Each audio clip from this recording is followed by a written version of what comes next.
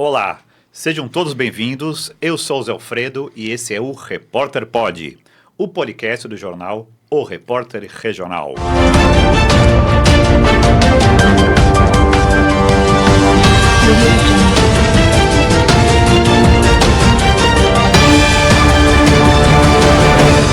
O convidado de hoje já atuou em funções importantes, foi secretário de Educação. Ele interferiu na nota do IDEB, que é um índice muito importante para quem é da área pedagógica, para quem é professor. O IDEB, o Índice da Educação Básica. Ele também defende a tarifa zero e vai explicar contabilmente por que é possível aplicar a tarifa zero em Cotia. Seja muito bem-vindo, Danilo Ramos. Obrigado, boa tarde a todos, boa tarde, Alfredo. Um grande prazer, você e o Valtão, que fizeram esse convite para estar aqui hoje. Uma grande alegria a gente falar e explicar, né, a nossa trajetória, aquilo que a gente passou, aquilo que a gente pretende para Cotia. E eu vou falar um pouco aqui sobre o que a gente fez nesses anos que a gente está como frente ao serviço público, né, servindo a população, aquilo que a gente almeja para o futuro de Cotia, da nossa região, que é o mais importante. Danilo, conta um pouquinho sobre a sua trajetória, como é que você conseguiu melhorar a nota do IDEB, conta um pouquinho como é que você chegou até aqui hoje, conta para nós quem é Danilo Ramos. Vamos lá, eu sou Danilo Ramos, formado em Direito, sou pai de 6 filhos, na verdade, é uma brincadeira, mas é a realidade. Hoje eu tenho duas meninas que são minhas e tenho 4 que são fruto de meus sobrinhos, na verdade, que 3 moram comigo e 1 com a mãe, que estão comigo, considero como filhos, estão comigo. Sou filho do prefeito Josué Ramos de Vargem Grande Paulista, Sueli Ramos, que hoje é secretário de Educação em Vargem Grande. Fui secretário de Gestão Administrativa, secretário de Educação, secretário de Obras também em Vargem Grande, candidato a deputado federal na última eleição de 2022, tive 47 mil votos para deputado federal, sou suplente de deputado federal pelo PL, e a gente conseguiu, nesse período no serviço público, lá em Vargem Grande, se destacar por alguns projetos, como o IDEB, que a gente melhorou o IDEB, professor mais bem pago hoje da nossa região em Vargem Grande, índice de alfabetização da nossa região melhora de Vargem Grande também, então dentro da educação consegui fazer bastante coisa, mas principalmente, o maior destaque é o tarifa zero. A gente conseguiu implantar o tarifa zero há 5 anos em Vargem Grande. Hoje funciona e com ônibus elétrico, ônibus articulado, atende a população inteira, acaba atendendo a região toda. E aí a gente decidiu ser candidato a prefeito em Cotia. Depois da nossa votação para deputado, tive 4 mil votos para deputado aqui na última eleição. E aí a gente tem um imóvel há mais de 15 anos aqui em Cotia, a gente tem convivência e vivência em Cotia, sabe dos problemas, sabe da realidade, e a gente entendeu que era o momento para ser candidato a prefeito, e hoje sou candidato a prefeito aqui junto com o Marcelinho Carioca, que é meu vice. Ok. Danilo, eu quero que você se dirija agora aos pais das crianças que estudam, por exemplo, numa escola municipal. O que você tem a dizer para esses pais para que essas crianças possam frequentar na escola um ambiente seguro, saudável e produtivo? A gente entende que é primordial que a gente faça educação de qualidade no município, principalmente. E cobrar do governo do estado que o serviço público prestado à educação estadual, né, a gente tem que cobrar porque seja de qualidade também, porque vai estar preparando nossos adolescentes e jovens para o futuro da nossa cidade. Mas a educação básica a gente precisa entender, que é onde inicia-se tudo. E a gente entende que tudo é importante dentro desse quadro escolar, né? De uniforme, de material escolar, de reforma de escola de qualidade, mas principalmente a gente tem que ter pessoas qualificadas para cuidar dos alunos. E é isso que a gente fez, isso que a gente faz. Onde você coloca as pessoas certas e capacita, valoriza ela primeiro, para depois capacitar. Esse é o segredo para poder se tornar uma educação de qualidade. E que se o professor está feliz, se o auxiliar está feliz, se a merendeira está feliz, pessoas que prestam serviço na educação do município, a partir daí a gente consegue fazer uma educação de qualidade. Até mesmo segurança. Hoje a gente pega em Cotia, uniforme escolar não é dado regularmente. É importante dar o uniforme? Claro que é importante, e esse é o nosso compromisso com a população de Cotia para dar o uniforme. Porque eles colocam todo mundo no pé de igualdade, não tem a criança com tênis melhor, com tênis pior, com a camiseta melhor, camiseta pior, mas que a gente possa, principalmente, ter essa igualdade dentro da escola, mas também a partir da valorização dos professores e dos profissionais de educação. E a partir daí se dá uniforme, se dá material, transformar escolas em locais aptos para poder atender a população e atender os alunos. envolver a comunidade junto da comunidade e a sociedade junto à comunidade escolar. Tudo isso faz parte de um processo que a gente entende para melhorar a educação, e é esse o nosso compromisso com Cotia para poder melhorar a educação. Claro, quem é professor mesmo em outras áreas, eu fui professor no Pedro Casemiro, que é a escola estadual, e fui professor também na Europan Station, Jardim da Glória. E a gente percebe muito como a primeira infância, quando os alunos chegam, né, como é importante essa sequência da pessoa chegar com uma formação um pouco melhor. A gente percebe isso pela origem da pessoa, onde ela estudou. Então é fundamental o ensino básico, né? Sim. E hoje a gente se você não começar de pequenininho, quando tá criança lá, bebezinho, tá, a partir da creche, do maternal, do berçário até, é uma sequência. A gente precisa ter mais vagas em creche, precisa zerar a vaga em creche, a gente precisa ter espaço mais para berçários. Então, esse trabalho de iniciação mesmo da criança, a gente precisa ter isso e um acompanhamento disso, né? Por isso que é a importância da alfabetização. Hoje, você pegar a Cotia hoje, é um dos piores índices de alfabetização da nossa região, junto com o Embu das Artes. O Embu das Artes é um dos piores do país, aqui do nosso lado. O que acarreta isso? É o futuro. É a gente, a médio e longo prazo, a gente enxergar que o adolescente, o jovem, o adulto lá na frente, ele não vai estar apto para poder transformar o município num lugar melhor para se viver. Então, a gente precisa iniciar hoje. O governo Danilo Ramos não é um governo para poder governar só durante 4 anos ou 8 anos, mas é um governo para poder deixar legado para o futuro. Danilo, vamos falar sobre saúde. A população de Cotia, às vezes, sofre nos postos de saúde para conseguir, por exemplo, uma consulta com um especialista, demora essa consulta para fazer um exame. O que você tem a dizer para o povo de Cotia para diminuir esse sofrimento em relação aos postos de saúde, em relação à parte da saúde que o município é responsável, apesar de receber verbas federais, estaduais, tem uma parte do município que é bastante importante. E aí eu queria que você comentasse sobre o que é possível fazer para melhorar a saúde em Cotia. Tá, vamos lá. Aqui a gente tem um projeto muito importante que é o Aqui Tem Mais Saúde.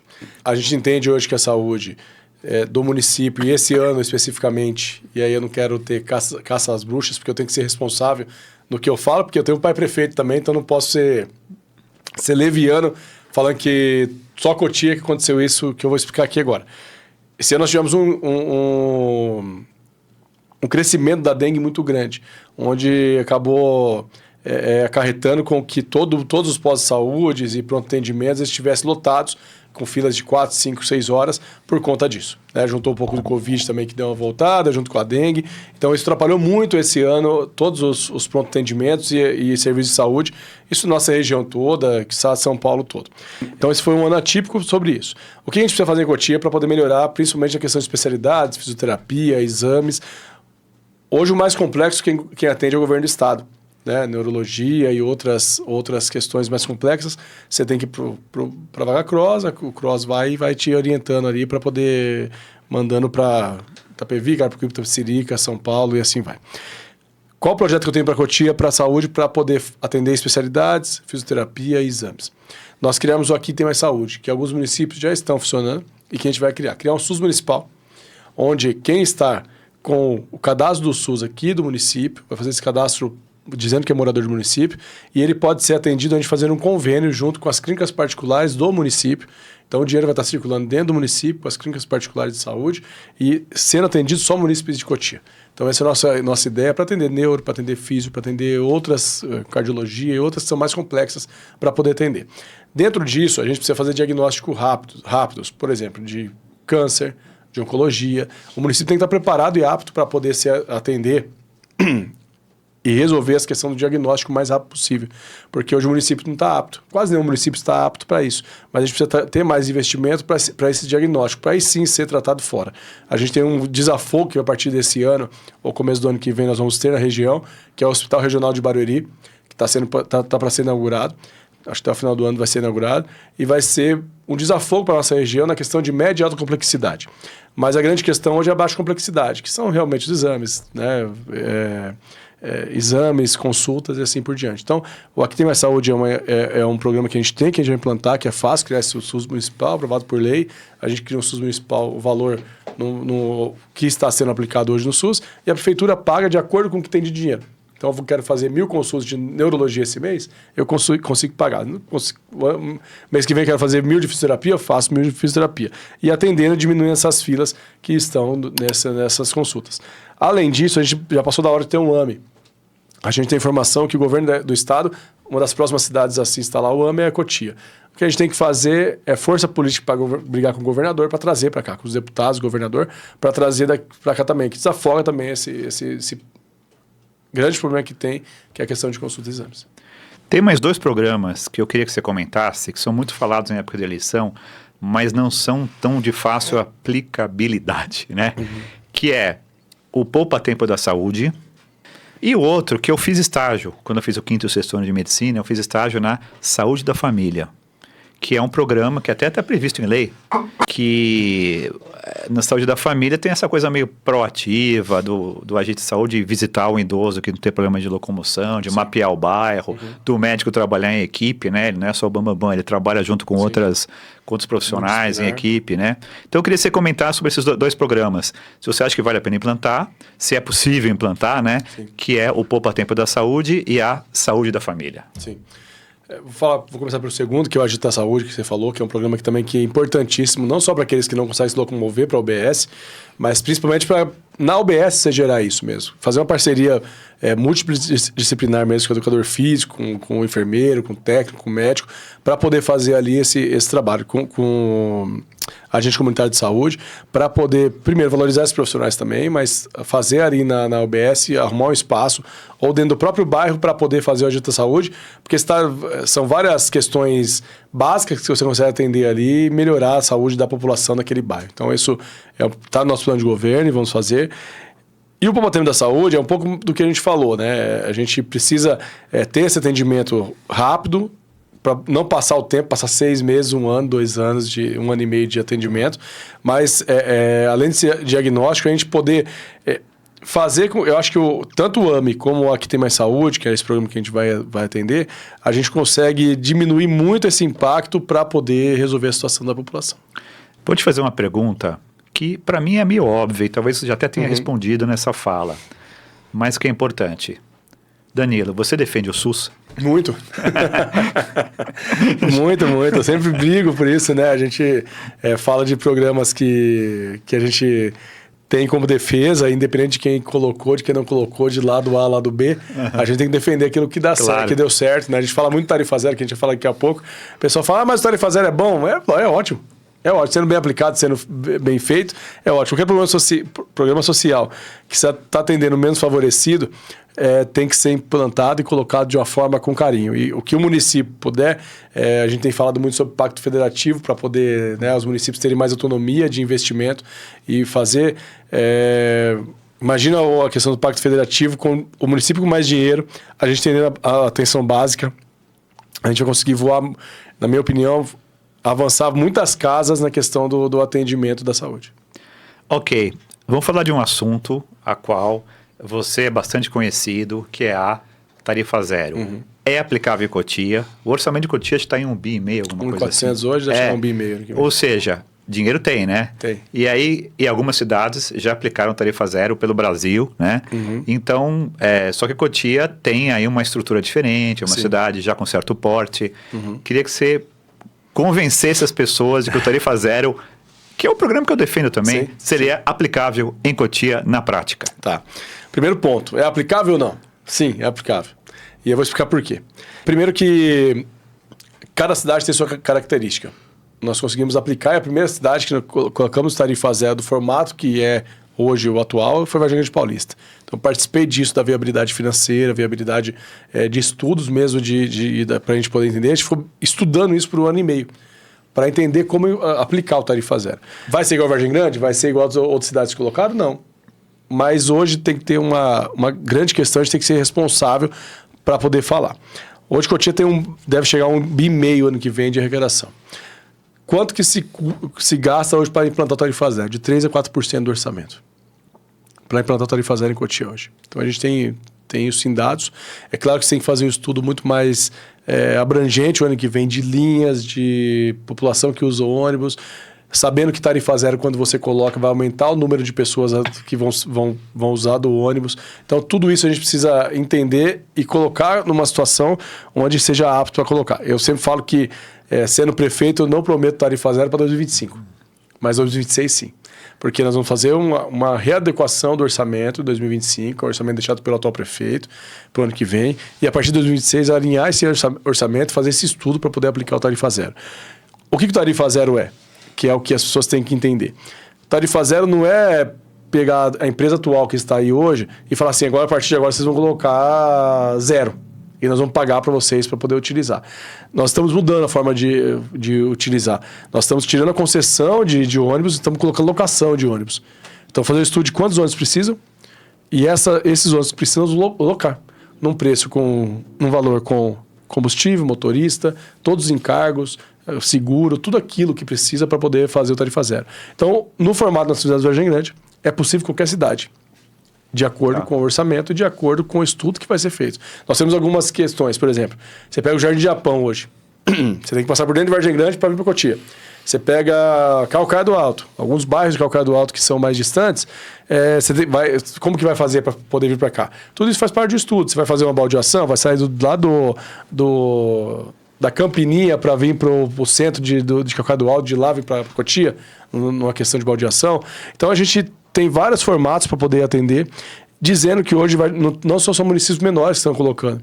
Vários municípios como Santo André, São Caetano, a proposta é a mesma. São Paulo com o Ricardo Nunes, nós tivemos 4 horas com o Ricardo Nunes conversando para poder implantar e fazer todos os dias. E outros municípios que estão hoje, ontem e hoje, o Itu, que tá colocando com a cidade mais ou menos o mesmo porte de Cotia, para colocar. Então a gente tem várias cidades e é o nosso futuro.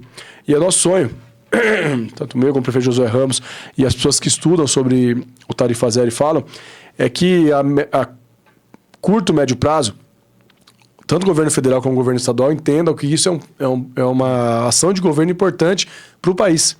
Porque vamos imaginar o seguinte, nós estamos falando de 3% a 4%. Você já imaginou se o governo federal desse 1%, o governo estadual desse 1%, o governo municipal desse 1%? Não pesaria para ninguém, a gente estava dando uma de graça para todo mundo. E é um programa que distribui renda e atrai empresas. Muito. Né? Nós crescemos, o nosso orçamento, quando nós pegamos em Vargem Grande em 2017, nós estávamos em 130 milhões. Nós estamos entregando o orçamento agora, no final do ano, de quase 400 milhões. Né? Com isso crescendo, o município, tendo mais emprego, gerando renda. A gente tem o comércio, por exemplo, nós temos relatos que o comércio da Central, por exemplo, cresceu 40% o faturamento, porque as pessoas circulam mais dentro do município. O que a pessoa sair de Vargem Grande para Cotia, ou Vargem Grande para São Roque, para Itapevi, ela fica dentro de Vargem Grande. E Cotia é a mesma coisa, não precisa ir para São Paulo, não precisa ir para Osasco, não precisa ir para lugar nenhum, vai ficar aqui. Pode até melhorar o trânsito da Raposo, né? Se as pessoas ficarem trabalhando em Cotia, com emprego em Cotia, as empresas investiram aqui localmente, né? É uma cadeia de coisas boas, né? A gente fala da questão social, que as pessoas podem andar de ônibus o tempo todo. É uma questão que a pessoa não perde. Hoje nós temos uma taxa de 30% de pessoas que não conseguem ir numa consulta, por exemplo, de um médico, porque não tem dinheiro para ir, porque não tem como pagar a tarifa. Então ele vai conseguir ir no médico, vai conseguir fazer esporte, vai conseguir utilizar dos benefícios do município de graça. Danilo, tem mais uma pergunta, mais umas duas, mas tem uma que é muito importante. Falar sobre segurança. Eu morei na Granja Viana e minha casa foi assaltada 2 vezes.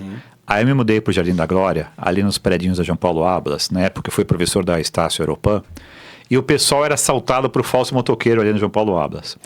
Ou seja, problema de segurança tem pela cidade inteira, em bairro de classe média, alta, baixa. O povo sofre com o problema de segurança muito. Com todo respeito à nossa guarda municipal, que é valorosa, que faz um trabalho que a gente respeita, mas será que não tem que precisar fazer mais algum investimento, mais alguma parceria, mais algum procedimento para melhorar a segurança de Cotia? É possível melhorar a segurança? O que o município pode fazer em relação a isso? Vamos lá. Primeiro que Cotia, hoje nós temos rotas de fuga várias. A gente faz divisa com vários municípios. Então, isso dificulta muito a questão de fazer uma muralha digital e de câmeras e da guarda municipal mesmo, de homens, para poder segurar essa questão da criminalidade. O que a gente pretende fazer na segurança? Primeiro, unir as forças policiais, que é importantíssimo. A gente perdeu, por exemplo, a companhia da Polícia Militar em Caucaia, dando um exemplo aqui, que descentralizava e que hoje tem que ser atendido por Cotia, pelo centro. Ou Vargem Grande, que foi por Vargem Grande. Então a companhia está em Vargem Grande e está em Cotia. Então tem que ir para Caucaia, por exemplo, e para Grande tem que ser atendido por essas duas bases, né? Ou de Cotia e Vargem Grande. O que a gente precisa interligar as questões policiais é uma crítica que eu vou fazer aqui. Eu sei que já ajudou muito, mas esses totens de segurança, ele só serve para poder monitorar a entrada e saída de bairro. Ele não é efetivo, ele custa muito e não é efetivo para poder ajudar o município. A gente tem que fazer monitoramento de fato. Fazer várias câmeras em todos os bairros, saída de bairro, saída da cidade, todas as saídas da cidade, monitorar, fazer um planejamento para que em todas as saídas nós tenhamos câmeras speeddomes ou câmeras de alta resolução num sistema inteligente, que hoje a gente tem vários sistemas inteligentes para poder diminuir esse impacto. A Guarda Municipal, você falou bem, valorosa Guarda Municipal, tal, e que o cotidiano sempre sentiu orgulho da Guarda Municipal, ela vem sofrendo uma defasagem nos últimos anos muito grande. Defasagem psicológica, defasagem de salário, defasagem de valorização, de capacitação, e que a gente precisa retornar a isso. Vamos somar isso, a tecnologia, a ter uma guarda pronta, efetiva, valorizada, juntando a tecnologia, a gente consegue fazer a segurança. Então isso, a gente tem um Rodonel que é complicado, que é uma roda de fuga gigante, você pega o Carapicuíba, Osasco, todas essas rodas de fuga, você pega o próprio Vargem Grande, o próprio Caucaia, que você tem acesso para a Ibiúna, todas as rodas de fugas. Você fazendo com a tecnologia aliada à Guarda Municipal valorizada e capacitada, a gente tende a melhorar os números de criminalidade no município, para poder, se Deus quiser, a gente não zerar, mas diminuir muito esses números a curto e médio prazo. Danilo, as pessoas que moram em Cotia e Vargem Grande sofrem com o problema de locomoção para São Paulo. Uhum. E as pessoas que voltam de São Paulo para Cotia, mesma coisa. O que nós podemos fazer em relação a Raposo Tavares? Você é a favor da duplicação? Vamos cobrar pedágio? Qual seria a alternativa para esse sofrimento que o povo passa na Raposo Tavares? Alfredo, eu falo que a gente tem que ter boa relação com o governo do estado, independente de qualquer coisa, né? O prefeito tem que ter boa relação com o governo do estado, porque a gente tem algumas questões que já estão acontecendo. Não adianta eu vir aqui falar que eu vou resolver todos os problemas, que não vai acontecer, né? A gente vai lutar, trabalhar muito para poder resolver o máximo de problemas, não só da Raposo Tavares, mas do município. Só que nós já temos uma concessão, que vai ser em novembro, ou entre outubro e novembro, nova concessão da Raposo Tavares, e a partir de março nós começamos aí a nova concessão da nova Raposo Tavares, saindo da Eusébio Matoso e até Vargem Grande Paulista. Esse sofrimento, a gente tem que pensar em duas coisas. Primeiro, sou favorável, sim, às obras participei das duas audiências públicas que tiveram. Sou favorável às obras que vão ter de intervenção da Raposo para poder duplicar, melhorar os retornos, melhorar, sim, o tráfego da Raposo. Eles falam em 9 bilhões que vão gastar em 7 anos de investimento, desde as Matoso até Vargem Grande. Isso é importantíssimo para nós, porque quanto mais obras tiverem, claro que nós vamos passar por um momento muito difícil, o próximo prefeito vai ter esse desafio de passar por um momento difícil de obras na Raposo Tavares. Então, o que nós vamos pensar nesse primeiro momento? Primeiro, desafogar as marginais, desafogar os arredores da Raposo Tavares. Então, eu sempre falo que Cotia, você tem que sair de um bairro e ir para Raposo e voltar para outro bairro. Sair de outro bairro e ir para Raposo e voltar para outro bairro. As pessoas têm que se locomover dentro do município. Quem mora no município e não usa, nos casos de usar para poder trabalhar, uma coisa que você tem que resolver. Agora, você não pode tirar o pessoal do bairro para ir para Raposo, para ir para outro bairro. Então, você tem que fazer essa interligação entre os bairros. E esse é o grande desafio nosso de mobilidade para poder interligar os bairros que beiram a Raposo para poder resolver essa situação. Esse é o primeiro ponto. Segundo ponto, questão de pedágio. Não tem como dizer que não vai ter pedágio. Ficou muito claro nas audiências públicas que vai ter pedágio. O que a gente tem que brigar com o governador e a promessa do governador e a conversa que seja a partir das obras. Então não dá para poder falar que daqui 7 anos como que vai ser essa questão de cobrança de pedágio. O que se fala hoje não vai ser o que vai ser daqui 7 anos. Então a gente tem que brigar. O prefeito tiver daqui 5, 6 anos do mandato, ele tem que brigar para que esse pedágio seja o menor possível para a população. Para prejudicar... Eu sempre comparo que eu prefiro pagar R$3,50 no Rodoanel e andar do que ficar parado na Raposo. Então, se for um valor justo, onde as pessoas utilizem na Raposo, que andem na Raposo e que paguem o valor baixo, é justo. Porque você está utilizando. Porque hoje, o tempo que você fica parado na Raposo, qualquer coisa que você cobre antes seria melhor. Mas a gente tem que ser responsável com isso e cobrar do governo, tanto da concessionária como do governo do Estado, nessa interligação com interlocução com os deputados e com o governador, para poder melhorar essa questão do pedágio. Mas sou favorável, sim, a Nova Raposo Tavares. Eu acho que vai ser importante para a nossa região para poder melhorar bastante. E tem o metrô. Ah, sim. Que a gente tem essa briga, né, de estudo e tal, que lutar para que venha o metrô o mais rápido possível para cá. Por mais que seja a longo prazo, tem que lutar, né, para vir. Quanto menos a gente conseguir diminuir esse tempo, melhor. Tem um assunto que eu queria falar com você, que é o seguinte. Quando eu era garoto, eu pegava o táxi lá no centro de Cotia e os taxistas, anos 70... E os taxistas tinham aquela flâmula pendurada, Cotia Cidade das Rosas, que nos remete à questão do meio ambiente. E hoje em dia a gente vê uma certa degradação ambiental, poluição de água, crescimento desordenado. O que a gente pode fazer para proteger o meio ambiente de Cotia? Talvez para investir em algum turismo ecológico, alguma coisa assim. Nessa área de meio ambiente, qual a sua proposta? A gente tem algumas questões hoje de Cotia. Nós estamos falando de Morro Grande, nós estamos falando de Calcaia do Alto, nós estamos falando de Divisas, que nós temos uma área muito extensa de mata. A questão de desenvolvimento do município é importante, só que ela não pode ser feita irresponsavelmente. O que foi feito, o que foi visto nesses últimos anos, foi esse crescimento desordenado e irresponsável.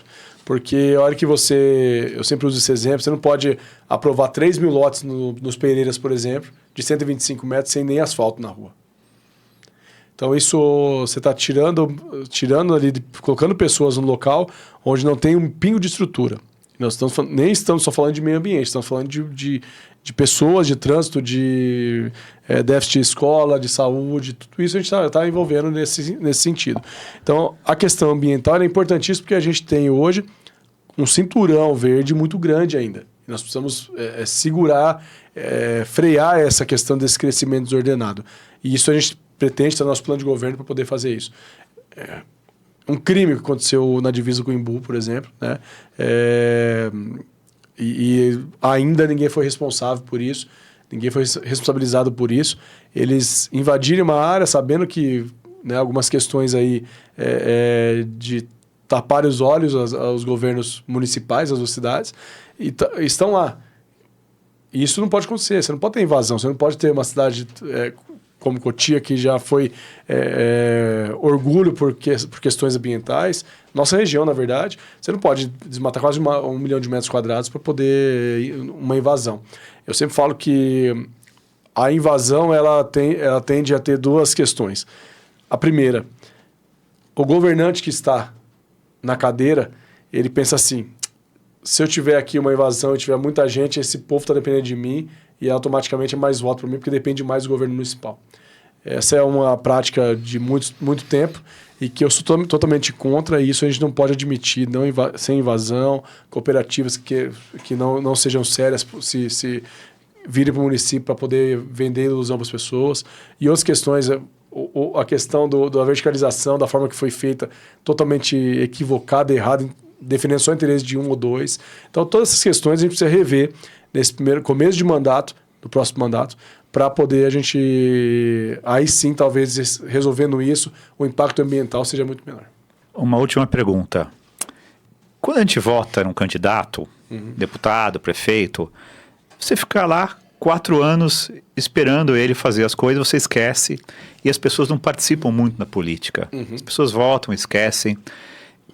E às vezes, o morador do bairro, ele conhece muito mais os seus problemas do que um tecnocrata no gabinete.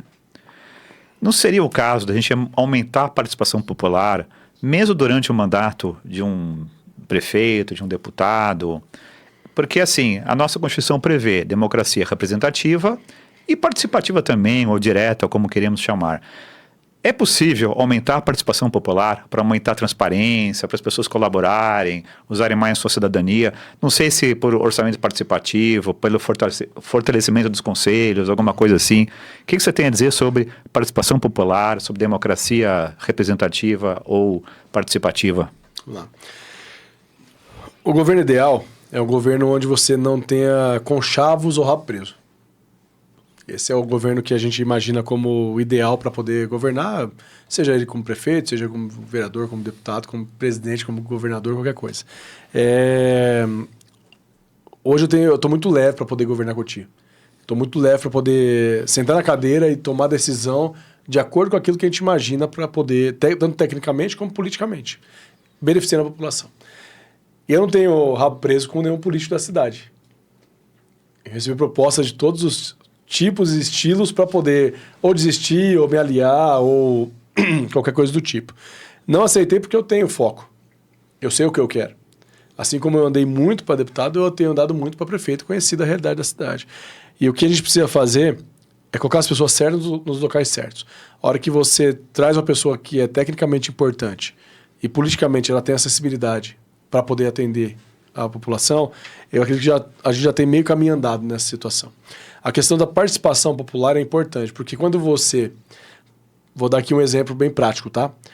Eu tenho um candidato a vereador meu lá na Granja Viana. Esse candidato a vereador meu teve 500 votos. A hora que eu vou tomar uma decisão dentro do gabinete, dentro do meu governo, eu vou ser obrigado a escutar só esse cara, porque se eu escutar outro cara que é a liderança no bairro que tenha, o cara fala, pô, mas eu estive com você, eu estava lá, eu te ajudei, eu fiz isso, fiz aquilo. Essa questão de conchavo político, ela não é salutar para a população. Então, que a gente possa escutar independente. Se apoiou o candidato A, B, C, D, que a gente possa escutar a população de fato. E eu sempre brinco, né, que não adianta você fazer caravana da cidadania antes da eleição. Você tem que fazer depois. Você tem que juntar a população depois. Chamar a população e fazer depois. Porque caravana de cidadania antes é só política. Caravana de cidadania depois da eleição, depois que você está sentado no governo, ela sim é a participação popular. Então, nossa ideia é que a gente faça caravana da cidadania, depois ganhar a eleição, a gente sentar com a população de fato e bairro a bairro entender o que a população precisa.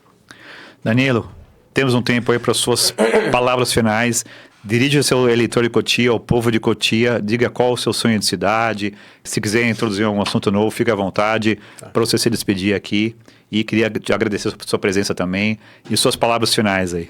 Obrigado, Alfredo. Obrigado, Valtão, pelo convite. Eu fico muito feliz em participar, mais uma vez, de uma entrevista, podcast aqui, para a gente poder discutir Cotia, falar sobre cidade, falar o que a gente imagina para a cidade.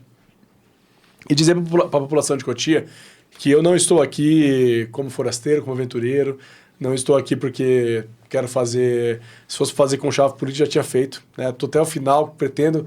a gente vai participar do pleito agora no dia 6, independente da nossa votação, do que a população de Cotia entender como ideal para ser o seu prefeito, que nós possamos sempre lutar por Cotia. E esse é o meu compromisso hoje aqui com a população de Cotia. Não é fácil você... Como eu disse aqui do meu histórico, eu sempre tive minha vida pública, vivi em Vargem Grande, para prefeito de Vargem Grande, mas eu tenho imóvel em Cotia há tanto tempo, então não era nada mais justo que a gente estar aqui e, a partir de hoje, criar raízes de fato aqui.